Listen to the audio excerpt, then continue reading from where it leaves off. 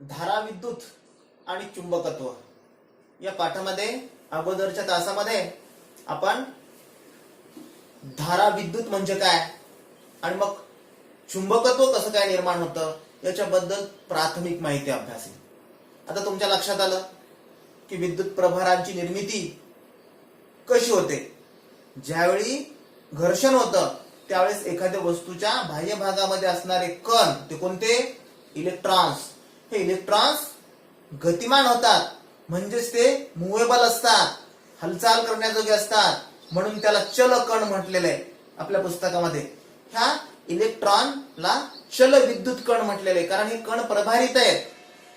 दोन प्रकारचे एकूण 3 प्रकारचे कण असतात, त्यापैकी 2 प्रकारचे कण हे प्रभारित असतात. इलेक्ट्रॉन्स ऋण प्रभारित असतात तर प्रोटॉन्स धन प्रभारित असतात आणि तिसरे न्यूट्रॉन्स मात्र प्रभार विरहित असतात. आणि हे चल विद्युत कणांचा प्रवाह सुरू होतो आणि चल विद्युत कणांचा प्रवाह म्हणजेच विद्युतधारा. म्हणजे चल विद्युत कण कोण असतात? इलेक्ट्रॉन्स असतात. म्हणून गतिमान इलेक्ट्रॉन्समुळे जो परिणाम लक्षात येतो त्या परिणामाला आपण विद्युत म्हणतो. हे गतिमान इलेक्ट्रॉन्स काय करतात? विद्युतला वाहून नेतात एका टोकाकडून दुसऱ्या टोकाकडं. आता नेमकं हे कसं होतं याच्याबद्दल आपल्याला अभ्यासायचंय. घर्षणामुळे प्रभाराची निर्मिती कशी होते आणि प्रभार एका वस्तूवरून दुसऱ्या वस्तूवर कसा जातो आणि हा प्रभार म्हणजेच हा गतिमान प्रभार जर असेल, गतिमान प्रभार कोणामुळे होतो? इलेक्ट्रॉन्समुळे. म्हणजे इलेक्ट्रॉन्सचा प्रवाह म्हणजे विद्युतधारा ही बाब आता आपल्या लक्षात आली. आता आपल्याला नेमकं हा एका ठिकाणावरून दुसऱ्या ठिकाणी का जातो? आता बघा, एका ठिकाणावरून दुसऱ्या ठिकाणी कोण गेलं? इलेक्ट्रॉन गेले. सोबत काय घेऊन गेले? प्रभाराला घेऊन गेले. इलेक्ट्रॉन गेले म्हणून तर प्रभार निर्माण झाला. दोन्ही वस्तूवर प्रभारित, दोन्ही वस्तू प्रभारित झाल्या की नाही? काचेची कांडी वस्त्रावर घातली, रेशमी वस्त्रावर, काचेच्या कांडीवर देखील प्रभार निर्माण झाला. काचेच्या कांडीवर धन प्रभार निर्माण झाला तर वस्त्रावर मात्र ऋण प्रभार निर्माण झाला. म्हणजे दोन्ही वस्तू प्रभारित झाल्या. अगोदर त्या प्रभारित होत्या का? अगोदर त्या प्रभारित नव्हत्या. का बरं नव्हत्या? कारण दोन्ही वस्तूमध्ये इलेक्ट्रॉन, प्रोटॉन, न्यूट्रॉन तर होते परंतु त्या प्रभारित होत्या का? त्या प्रभारित नव्हत्या. का नव्हत्या प्रभारित? कारण कोणत्याही वस्तूमध्ये जेवढे इलेक्ट्रॉन्स असतात तेवढेच प्रोटॉन्स असतात आणि जेवढे इलेक्ट्रॉन्स असतात तेवढेच जर प्रोटॉन्स असतील तर दोघही तुल्यबळ होतात आणि दोघांचं मूल्य 0 होतं. दोन्ही प्रभार एकमेकांना संतुलित करतात. आपण याच्या अगोदर संतुलित बल अभ्यासलं होतं. बलाचं संतुलन झाल्यानंतर परिणाम काय होतो? 0 परिणाम होतो. वस्तू गतिमान होते का? होत नाही. वस्तूचा आकार बदलतो का? आकारही बदलत नाही. वस्तूवर काहीच परिणाम होत नाही. तसं दोन्ही प्रभार तुल्यबळ झाल्यामुळं समजा एखाद्या वस्तूमध्ये एक 15 इलेक्ट्रॉन्स आहेत आणि 15 प्रोटॉन्स आहेत. इलेक्ट्रॉन कसले असतात? ऋण असतात. म्हणजे ऋण 15 आणि धन 15. धन 15 कोण? हे प्रोटॉन. धन 15 ह्या दोघांची बेरीज जर केली, दोघांचा परिणाम केला, तुम्ही शिकला असाल गणितामध्ये, एखादी धनसंख्या तेवढ्याच मूल्याच्या ऋणसंख्येमध्ये जर मिळवली तर परिणाम उत्तर काय मिळतं आपल्याला? 0 मिळतं. संख्या रेषेचा अभ्यास केला असेल. विज्ञानामध्ये गणिताचा सुद्धा महत्वाचा भाग, विज्ञानाचा सोबती गणित आहे आणि गणिताचा सोबती विज्ञान आहे. दोन्ही गोष्टी एकमेकांशी रिलेटेड संबंधित आहेत हे माहिती पाहिजे. आणि म्हणून हे ऋणप्रभारित इलेक्ट्रॉन जर 15 असतील आणि त्याच्यामध्ये धनप्रभारित प्रोटॉन 15 जर मिसळले, एकाच असतात एकाच वस्तूमध्ये हे सगळे, तर दोघांचा परिणाम काय होतो? 0 होतो. आणि म्हणून अणु हा विद्युत दृष्ट्या उदासीन असतो. तुम्हाला परीक्षेमध्ये प्रश्न विचारतात, अणु हा विद्युत दृष्ट्या उदासीन असतो. शास्त्रीय कारण्या तुम्हालाही विचारतात, 9वीला पण विचारतात आणि 10वीला सुद्धा विचारतात. हे 12वीला सुद्धा विचारतात. 12वीला सुद्धा विचारतात हा प्रश्न. म्हणून आत्ताच जर तुम्हाला माहिती असेल, तुम्ही लक्षात जर घेतलं याचं कारण काय, का असतो अणु हा विद्युत दृष्ट्या उदासीन? म्हणजे न्यूट्रल असतो. विद्युत दृष्ट्या म्हणजे विद्युत धारेच्या बाबतीत अणु हा उदासीन असतो. कारण कुठल्याही अणुमध्ये जेवढे प्रोटॉन असतात तेवढेच इलेक्ट्रॉन असतात आणि प्रोटॉनवरचा धनप्रभार आणि इलेक्ट्रॉनवरचा ऋणप्रभार परस्पर तुल्यबळ असतो. म्हणून तो एकमेकांना निष्क्रिय बनवतो. याचं मूल्य आणि याचं मूल्य सारखंच आहे. जरी हा ऋण असला आणि हा धन असला, फक्त प्रभार वेगळा आहे. दोघही ताकदीनं सारखे आहेत आणि समान ताकदीच्या पैलवानांची कुस्ती लावल्यानंतर कुस्ती होत नाही. अनिर्णित राहते, म्हणून इथं निर्णय नाही, विद्युतच्या बाबतीत निर्णय होत नाही. आणि मग निर्णय व्हायचा म्हणजे काय करावं लागेल, विद्युतचा प्रवाह किंवा विद्युतची निर्मिती जर व्हायची असेल तर काय करावं लागेल, कुणाकडचा तरी प्रभार कोणाकडे तरी जावं लागेल आणि कुणाकडचा तरी प्रभार कोणाकडे तरी यावं लागेल. आणि मग असं प्रभारांचं जाणं येणं झालं तर मग कमी अधिकपणा होतो, आणि कमी अधिकपणा झाला की मग आपल्याला परिणाम मिळतो विद्युत. म्हणून प्रभारांचं स्थलांतर व्हावं लागतं, आणि प्रभारांचं स्थलांतर हे घर्षणामुळे होतं. एका वस्तूवरचे इलेक्ट्रॉन दुसऱ्या वस्तूवर जातात, किंवा आणि हे असं झाल्यामुळं किंवा दुसऱ्या वस्तूवरचे इलेक्ट्रॉन दुसऱ्या एखाद्या वस्तूवर येतात, आणि हे इलेक्ट्रॉनची गतिमानता, या गतिमान इलेक्ट्रॉनमुळं जो रिझल्ट मिळतो, जो परिणाम मिळतो, तो परिणाम असतो आपल्याला विद्युतचा. आणि हे होणं अतिशय महत्वाचं असतं. आणि ज्यावेळी हे घर्षण होत नाही किंवा तिथं हालचाल होत नाही त्यावेळी मात्र अणु हा विद्युतदृष्ट्या उदासीन असतो. परंतु अणु विद्युतदृष्ट्या उदासीन जरी असला तरी केमिकल रासायनिक दृष्ट्या मात्र अणु हा विद्युतदृष्ट्या उदासीन असल्यासारखा नसतो, तो क्रियाशील असतो. विद्युतदृष्ट्या उदासीन का असतो असा प्रश्न विचारतात. या प्रश्नाचं उत्तर तुम्हाला लिहायला आता यायला हरकत नाही, कारण अणुमध्ये जेवढे इलेक्ट्रॉन तेवढेच प्रोटॉन असतात आणि दोघंही एकमेकांना संतुलित करतात. त्याच्यामुळे अणु विद्युतदृष्ट्या उदासीन असतो. आणि विद्युत धारा जर व्हायची असेल तर इकडून तिकडे इलेक्ट्रॉन जाणं गरजेचं असतं. प्रभारांची निर्मिती यामुळे होत असते. आता हे प्रभारांची निर्मिती, मग विद्युतचं वहन कसं होतं, कुठल्याही पदार्थाचं वहन. वारे का निर्माण होतात, वारा वाहतो. पाणी का वाहतं, उष्णता का बरं वाहते, उष्णता एकीकडून दुसरीकडे, एका टोकाकडून दुसऱ्या टोकाकडून. या सगळ्या बाबींचा जर विचार केला, पाण्याच्या प्रवाहाचा विचार करा. अधिक पातळी असलेल्या पाण्याच्या भागाकडून कमी पातळी असलेल्या पाण्याच्या भागाकडे पाण्याचा प्रवाह चालू होतो. आणि मग अशा पाण्याच्या प्रवाहाला आपण काय म्हणतो, अशा पाण्याच्या प्रवाहाला वाहतं पाणी म्हणतो. जर अधिक उष्णतेच्या पातळीकडून कमी उष्णतेच्या पातळीकडे जर उष्णता गेली तर आपण त्याला काय म्हणतो, उष्णतेचं संक्रमण झालं म्हणतो, किंवा उष्णतेचं वहन म्हणतो आपण याला. उष्णतेच्या संक्रमणात अधिक उष्णतेच्या पातळीकडून कमी उष्णतेच्या पातळीकडे होणार उष्णतेचं संक्रमण म्हणजेच उष्णतेचं वहन असतं. वारे देखील असेच निर्माण होतात. ज्यावेळी तापमान वाढतं वातावरणाचं त्यावेळेस हवा तापते, आणि तापलेली हवा ही थंड हवेकडे जाते. गरम झाल्यामुळे ती हलकी बनते, आणि हलकी झाली की ती प्रवाहित होते. आणि मग या प्रवाही हवेला आपण वारा म्हणतो. वारा आणि हवा असते, परंतु ती जर प्रवाही झाली तर वारे. मग आता इथं इलेक्ट्रॉन प्रवाही कधी होतात, ज्यावेळी त्यांच्यामध्ये विभव निर्माण होतं. हे विभव म्हणजे काय, याला आता काय म्हणतात, विभव म्हणतात. ज्यावेळी त्यांच्यामध्ये विभव निर्माण होतं. आता जसं मी तुम्हाला सांगितलं की नाही, पातळी कशाची, पातळी कशाची, पाण्याचं वहन व्हायचं असेल तर पाण्याची पातळी, उष्णतेचं वहन व्हायचं असेल तर उष्णतेची पातळी, किंवा अजून कशाचंही वहन व्हायचं असेल तर त्याची पातळी. आता या पातळीलाच काय म्हणतात, विभव म्हणतात. म्हणजे आपल्याला समजण्यासाठी ही पातळी म्हणजे विभव. आणि मग विभवाची आवश्यकता असते. कशाच्या वहनासाठी, विद्युतच्या वहनासाठी विभवाची आवश्यकता असते. आणि नुसतं विभवाची आवश्यकता असते का, विभवाची तर आवश्यकता असतेच, परंतु विभवांतराची आवश्यकता असते. विभवांतर. आणि हे विभवांतर म्हणजे काय, विभव म्हणजे कशाची पातळी, विभव म्हणजे विद्युत प्रभाराची पातळी. विद्युत प्रभाराच्या पातळीला विभव म्हणतात. आणि विभवांतर म्हणजे काय, विभवांतर, अंतर म्हणजे फरक.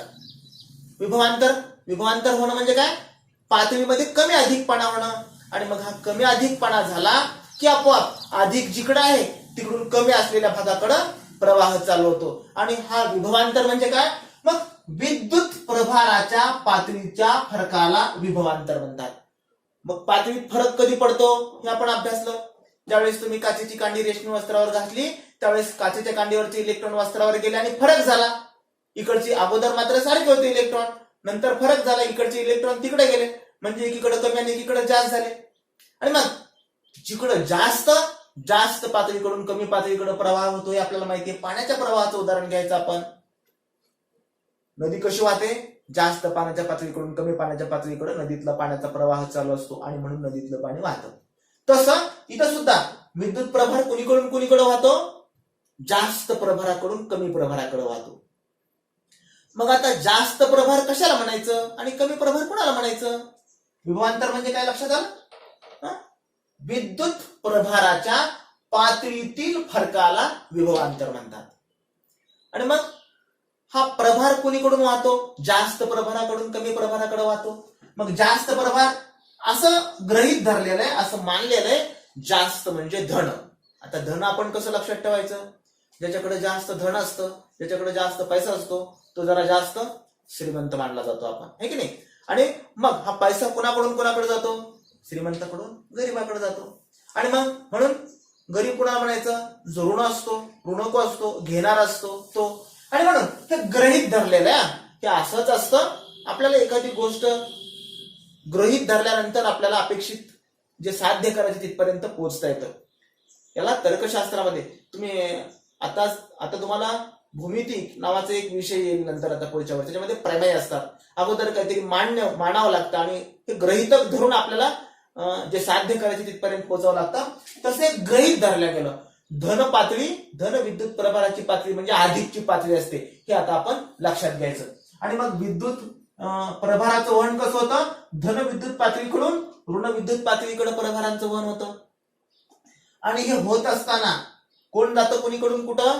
इलेक्ट्रॉन जातात प्रभारांना घेऊन धन पातळीकडून ऋण पातळीकडे, आणि त्याच्यामुळे विद्युत वाहते. याला विद्युतचं वहन म्हणतात. आणि मग विभवांतर म्हणजे विद्युत प्रभाराच्या पातळीतील फरक. आपण तुम्ही घड्याळामधला सेल जर पाहिला असेल किंवा तुमच्या बॅटरीमध्ये वापरतात तो सेल, त्या सेलच्या एका बाजूवर धन लिहिलेलं असतं आणि दुसऱ्या बाजूवर ऋण लिहिलेलं असतं. बघा जरा घरी गेल्यानंतर बारकाई नसते की नाही. आणि मग हा धन आणि ऋण म्हणजे काय? विभवांतरातला फरक असतो. आपोआप धन पातळीकडून ऋण पातळीकडं हे इलेक्ट्रॉन जातात आणि ते प्रभारांना घेऊन जातात. म्हणजे विद्युत वाहते. कशी वाहते विद्युत? धन पातळीकडून ऋण पातळीकडे विद्युत वाहते. इथं तुम्हाला ही आकृती दिलेली आहे. ही आकृती पहा. आता या आकृतीमध्ये तुम्हाला एखाद्या वाहकामधले इलेक्ट्रॉन दाखवले. वाहक म्हणजे काय? विद्युतला वाहून नेणारा पदार्थ म्हणजे वाहक. आता याच्यामध्ये इलेक्ट्रॉन कसे असतात? कोणत्याही पदार्थामध्ये इलेक्ट्रॉन हे मुक्त असतात, स्वैर असतात. त्यांना काही बंधन नसतं. अनिर्बंधपणे त्यांचा संचार असतो. कसा अनिर्बंधपणे? म्हणजे जसं वादळामध्ये केर कचरा घोंगावते की नाही वादळ सुटल्यानंतर, कसंही. आणि त्या पद्धतीने हे इलेक्ट्रॉन्स इकडं तिकडं म्हणजे हे मुक्त इलेक्ट्रॉन्स आहेत. आणि हे मुक्त इलेक्ट्रॉन्स अशा पद्धतीने असतात. आता सोबत दुसरी आकृती दाखवलेली आहे. दुसऱ्या आकृतीमध्ये हे इलेक्ट्रॉन्स अगोदर जसे होते असे बेशिस्तपणे इकडं तिकडं कसे चाललेले, म्हणजे याला यादृच्छिक स्थिती म्हणतात. आणि दुसऱ्या आकृतीमध्ये मात्र आपण काय केलं? त्या वाहकाच्या दोन टोकामध्ये तार जोडली आणि खाली घट जोडलेला आहे, म्हणजे बॅटरी जोडली. एक जोडला असेल तर घट आणि एकापेक्षा अधिक जोडली तर बॅटरी. मग इथं एक घट जोडलेला आहे, त्याला बॅटरी चुकून नाव दिलेलं आहे. जर घट दोन पेक्षा अधिक असतील किंवा दोन असतील तर ती बॅटरी झाली. एकाच घटाची बॅटरी होत नाही. तिथं घट नाव लिहायला पाहिजे होतं, परंतु तिथं बॅटरी लिहिलेलं आहे. आणि मग ह्या तारेमधून विद्युत प्रवाह चालू झाला की त्या इलेक्ट्रॉनला शिस्त लागते. आणि मग ते शिस्तीत कसे प्रवाहित होतात ते दाखवलेलं आहे. म्हणजे मुक्त इलेक्ट्रॉनची दिशा, त्या दिशेचा प्रवाह दाखवलेला आहे. कसे झाले ते प्रवाहित? इलेक्ट्रॉन्स नेहमी ऋण टोकाकडून धन टोकाकडे त्यांचा प्रवाह असतो. हे आकृतीमध्ये दाखवलेले आहे. म्हणजे आपल्याला विद्युत धारा म्हणजे काय हे यावरून स्पष्टपणे लक्षात येईल. म्हणजे ठराविक क्षेत्रातून एका विशिष्ट क्षेत्र आहे. किती क्षेत्र आहे? ती तार दिसते, त्या वाहकाला पोकळ दाखवली. तार आता मोठी तेवढी नसते, परंतु तुमच्या लक्षात यावी यासाठी ती मोठी दाखवलेली आहे. या ठराविक क्षेत्रातून या तारेतून एकक कालावधीतून वाहणारा विद्युत प्रभार, आणि हा एकक कालावधीत वाहणारा विद्युत प्रभार म्हणजे विद्युत धारा असते. आता इलेक्ट्रॉनचा प्रवाह म्हणजे सुद्धा विद्युत धारा. आणि आता दुसरी व्याख्या आपल्याला काय लक्षात घ्यायची? ठराविक क्षेत्रातून एकक कालावधीतून वाहणारा विद्युत प्रभार म्हणजे विद्युत धारा होय. आणि यामुळे मग हे इलेक्ट्रॉनचं वहन नेहमी ऋण टोकाकडून धन टोकाकडे होत असतं. परंतु आता असं होत असताना ही विद्युत धारेची संकेतमान्य दिशा मात्र धन टोकाकडून ऋण टोकाकडे आहे असं आपण गृहीत धरलेलं आहे. मी तुम्हाला सांगितलं ही संख्या मानलेलं आहे आपण. कसली आहे? ही संकेत मान्य आहे. म्हणजे आपण हा संकेत गृहीत धरलेला आहे. आणि प्रत्यक्ष काय होतं, ही संकेत मान्य दिशा आहे. इथं थोडा विरोधाभास तुम्हाला लक्षात येईल. अगोदर दाखवताना काय दाखवलं, इलेक्ट्रॉन्स कसे झाले, ऋण टोकाकडून धन टोकाकडे गेले इलेक्ट्रॉन्स. आणि आपण गृहीत काय धरलेलं आहे, धन टोकाकडून ऋण टोकाकडे विद्युत प्रभारांचं वहन होतं, हे गृहीत धरलेलं आहे. ही बाब सुद्धा या ठिकाणी लक्षात घेणं गरजेचं आहे. आणि आता ज्यावेळी असं होतं त्यावेळी हे इलेक्ट्रॉन, आता वाहकामध्ये या तारेमध्ये आता दाखवलेल्या तारेमध्ये नुसते इलेक्ट्रॉन होते का, इलेक्ट्रॉन तर होतेच, पण मध्ये बाकी पोकळ अणू सुद्धा होते. हे इलेक्ट्रॉन त्या पोकळ अणूवर आदळतात, त्यांच्या टकराव होतात आणि टक्कर झाल्यामुळे त्या ठिकाणी उष्णता ऊर्जा निर्माण होते. उष्णता ऊर्जा निर्माण झाली की ती तार तापते. म्हणून एखाद्या वाहक तारेमधून विद्युत धारा प्रवाहित होत असताना वाहक तार गरम होते. तार गरम होण्याचं कारण काय, कारण तिथं त्या पोकळ अणूंसोबत इलेक्ट्रॉन्सच्या टक्कर होतात आणि टक्कर झाल्यामुळं मग गतिमान इलेक्ट्रॉन्स पोकळ अणूंवर आदळल्यामुळं गतिमान इलेक्ट्रॉन्स मध्ये कायनेटिक एनर्जी म्हणजे गतीची ऊर्जा असते आणि kinetic energy is converted into thermal energy. Due to this effect, या परिणामामुळं ती तार गरम होते. आणि या तार गरम होण्याचा आपल्याला उपयोग सुद्धा असतो. तार गरम झाली म्हणजे आपल्याला शेगडीवर स्वयंपाक करता येतो, हिटरनं पाणी तापवता येतं. हे तार गरम होण्याचे देखील फायदेच आहेत. लक्षात आलं. म्हणजे या सगळ्या गोष्टीवरून तुमच्या लक्षात आलं की विभव म्हणजे विद्युत पातळी असते आणि विभवांतर म्हणजे, आता आपल्याला 2-3 गोष्टी लक्षात आल्या बघा महत्वाच्या. काय, विद्युतच्या वहनासाठी इलेक्ट्रॉनची आवश्यकता असते, इलेक्ट्रॉन प्रभारांचं वहन करतात नंबर 2. शिवाय विद्युत प्रभाराच्या पातळीला विभव म्हणतात, याला पोटॅन्शियल म्हणतात. आणि हे पोटॅन्शियल डिफरन्स आहे म्हणजे विभवांतर. विभवांतर असल्याशिवाय विद्युत धारा वाहूच शकत नाही. विद्युत धारेच्या वहनासाठी विभवांतराची आवश्यकता असते, विद्युत धारेच्या वहनासाठी मुक्त इलेक्ट्रॉनची आवश्यकता असते, विद्युत धारेच्या वहनासाठी विभवाची आवश्यकता म्हणजे विद्युत प्रभाराच्या पातळी विद्युत प्रभाराची पातळी कमी अधिक असावी लागते. आणि हे इलेक्ट्रॉन्स कसे वाहतात, कोणत्याही वस्तूमध्ये इलेक्ट्रॉन्स असतात आणि हे इलेक्ट्रॉन्स यादृच्छिक स्थितीमध्ये असतात. या बाबी आपण शिकलो. त्यावेळेस त्यांना विशिष्ट स्थिती किंवा ज्यावेळेस आपण त्याच्यामधून विद्युतधारा प्रवाहित करतो त्यावेळेस ते एका विशिष्ट लयीमध्ये प्रवाहित होतात. या बाबी या तासामध्ये आपण शिकलो.